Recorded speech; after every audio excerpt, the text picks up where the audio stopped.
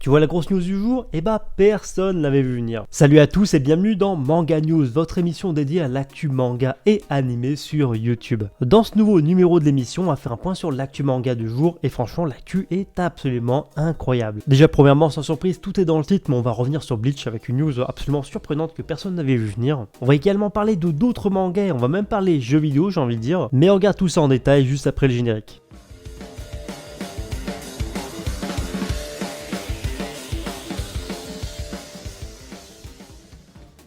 Avant de débuter l'émission, ce que je vais vous proposer justement dans un premier temps, si vous découvrez la chaîne, c'est de vous abonner. C'est totalement gratuit, c'est la meilleure des façons de me soutenir. Et si on parle d'actu manga sur YouTube, si vous voulez soutenir l'émission, vous pouvez également lâcher les pouces bleus parce que plus il y en aura, plus la vidéo sera mise en avant sur YouTube. Et pour rappel, je suis dispo sur Twitter et Instagram, les liens sont toujours en description. Bref, on va passer aux choses sérieuses avec le gros morceau de l'émission, une news absolument hallucinante qui fait méga plaisir, mais en même temps très surprenante parce que je pense que personne n'avait vu venir littéralement. Mais bon, pour le coup, on va pas se plaindre, c'est quand même tant mieux. Et cette news, attention les yeux, c'est que Bleach, le manga Bleach de Tite Kubo va faire son grand retour dans le Weekly Shonen Jump et ce très prochainement. Alors rien que cette information est hallucinante, mais quand on en sait un peu plus à ce sujet, c'est d'autant plus on va dire surprenant. Je suis désolé mais là pour le coup je crois que dans cette émission j'utilise trop le mot surprenant. Alors le grand retour du manga Bleach dans son célèbre magazine de prépublication, son magazine d'origine, un peu comme la grande époque, va se faire le temps d'un chapitre spécial, donc une sorte de one shot si vous préférez, qui va être publié dans le magazine afin de célébrer les 20 ans de Bleach, les 20 ans de la série, donc les 20 ans du manga dans le magazine. Et ce qui est génial avec cette news, c'est qu'on va pas seulement avoir un chapitre de 5 ou 6 pages histoire de se contenter et de faire plaisir aux fans, non,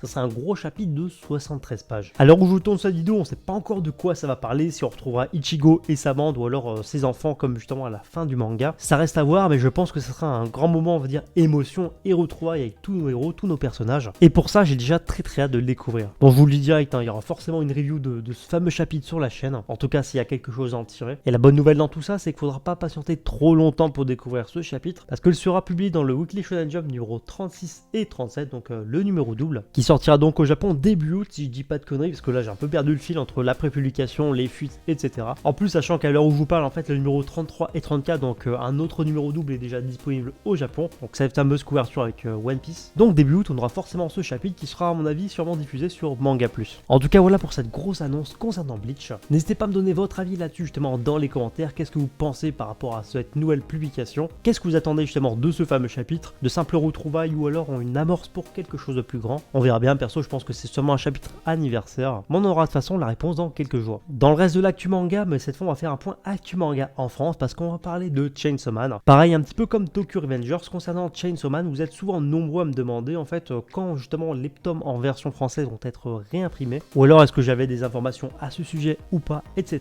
Et bah sachez déjà que je vous écoute. Bon, je vous réponds pas toujours parce que c'est un peu compliqué en termes de timing, et je lis à chaque fois chacun de vos commentaires et chacun de vos messages. Et bien sachez qu'on a enfin des informations de la part de Kazemanga concernant un nouveau tirage pour Chainsaw Man, et on en sait un peu plus depuis mardi de cette semaine, donc hier au moment où je tourne cette vidéo, et ce c'est grâce à un tweet de Kazemanga qui a tout simplement tweeté la chose suivante: tous les tomes de Chainsaw Man sont de nouveau disponibles. Donc ça y est, ça veut dire qu'au moment où je vous parle, ou en tout cas dans les prochains jours, normalement votre libraire ou votre point de vente habituel, peu importe, va être de nouveau fourni en tome de Chainsaw Man, qui était très difficile à avoir, ce qui générait certains abus, surtout au niveau de la vente d'occasion.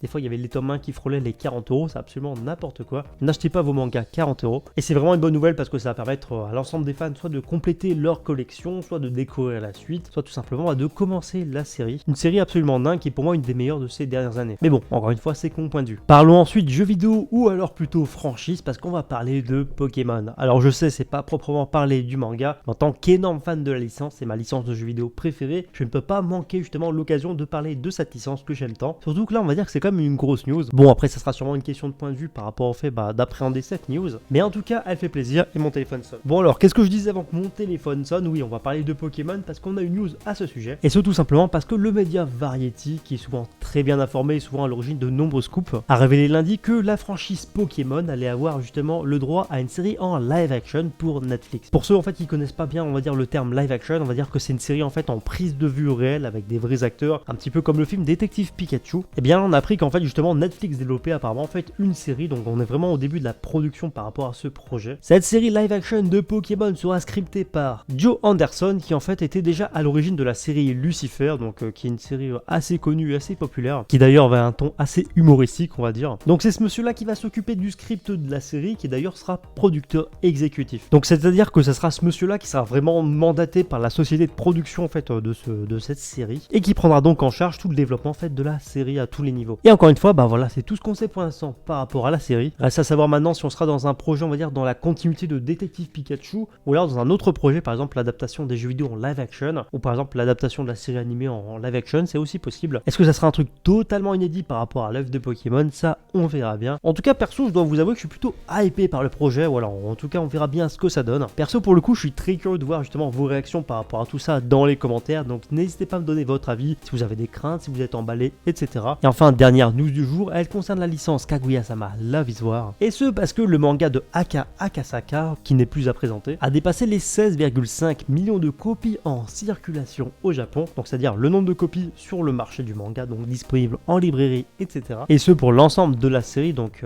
l'ensemble de ces tomes, donc c'est-à-dire par exemple les spin-offs également inclus et l'édition digitale du manga, donc la version numérique incluse également. Ça démontre encore une fois que la série est en grande forme et qu'elle est extrêmement présente à travers tout le pays. Enfin bref, voilà, c'est tout pour les news du jour. Comme toujours, encore une fois, j'espère vraiment que ça vous a plu. N'hésitez pas de votre côté à partager l'émission si vous aimez le contenu, tout simplement. C'est encore une fois, ça m'apporte un grand soutien et ça permet vraiment à des gens de me découvrir, donc merci à vous. Et sur ce, je vous dis à bientôt pour une prochaine vidéo.